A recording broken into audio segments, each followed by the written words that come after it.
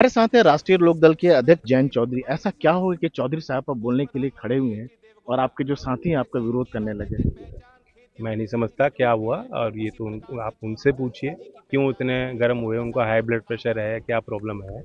उनको जांच तो करानी चाहिए, क्योंकि आज का ऐसा कोई विषय नहीं था।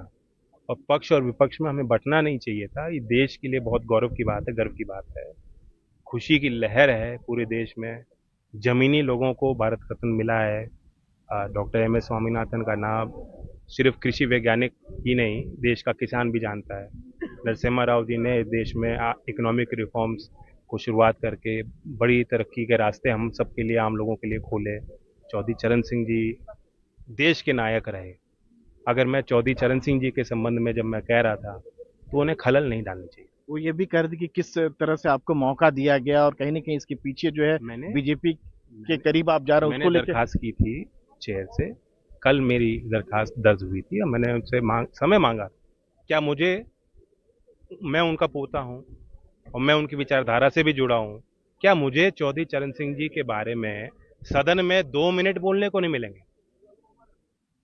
क्या कारण है वो कि वो नहीं चाहते कि मैं बोलूं? वो ये भी कह रहे हैं कि इसके एवज में जो ये है चे, ये चेयर राष्ट्रीय ये लोकदल जो है चेयर का बीजेपी के अधिकार क्षेत्र होता है। चेयर तय करेगा कौन कहाँ बैठेगा और कितना बोलेंगे। लेकिन आप बीजेपी के करीब जा रहे हैं, इसी कारण कहा यह जा रहा है कि चौधरी साहब को जो है कल को भारत मैं रत्न मिला। घोषित कर दूं कि मैं चुनाव नहीं लड़ रहा, ना मेरी पार्टी लड़ रही, तो क्या मुझे चौधरी साहब के बारे में बोलने नहीं दिया जाएगा? चौधरी चरण सिंह जी की लेगेसी को नहीं समझ पा रहे लोग। ये कितना बड़ा मौका है। ये बार बार चीजें नहीं होती। भारत रत्न बड़ा सम्मान उनको दिया गया है, और इस मौके भी हम एक चुनाव तक उनको सीमित करना चाह रहे हैं। आप कह रहे हैं कि किस मुंह से मना करूं, तो माना जाए कि बस अब कुछ दिनों के लिए आप विपक्ष में हैं या पूरी तरह से एनडीए में आ गए ऐलान कब? दिल तो जीत ही लिया है, और दलगत बात हम कर लेंगे।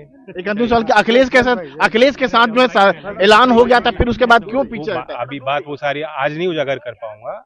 और मैं उनकी भी आलोचना नहीं करता, भले आदमी है, नेक आदमी है। और जब हम लोग कमजोरी स्थिति में थे और वो भी कमजोरी में थे, हम लोगों ने साथ काम किया।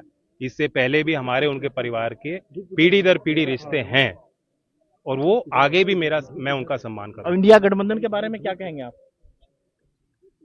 इंडिया गठबंधन के बारे में भी कोई उनकी आलोचना नहीं करूंगा। वो अपना प्रयास कर रहे हैं, लेकिन जमीन पे मुझे कुछ दिखाई नहीं दे रहा। ये थे जयंत चौधरी, नई दिल्ली से राजीव रंजन, एनडीटीवी इंडिया।